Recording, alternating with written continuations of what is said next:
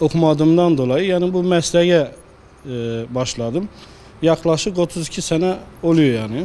Demir doğrama işiyle uğraşıyoruz. İşte TOKİ'nin işlerini falan yapıyoruz.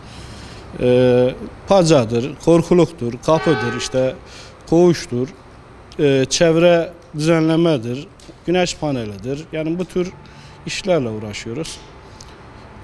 Bu sektörde işimiz ağır. Yaz, kış demeden, güneş demeden uğraşıyoruz yani. Bu şekilde devam ediyoruz. Bu sektörde işte iş yoğunluğu var. O yönden sıkışıyoruz yani. Yani çırak yetişmiyor, iş beğenmiyorlar.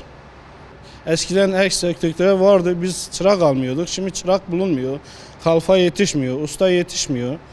O yüzden sıkıntı çekiyoruz. Valla gençlerde işte bir okuyamıyorsan bir meslek sahibi olman lazım yani. Demir doğrama güzel bir meslek aslında.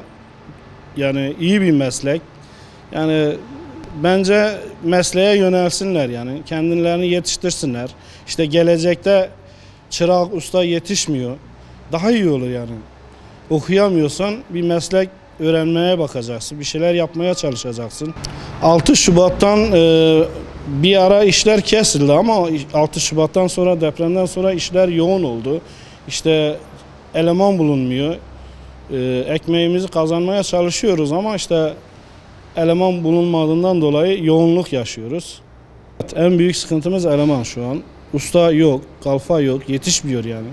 Gençleri bu mesleğe yönlendirmek lazım yani.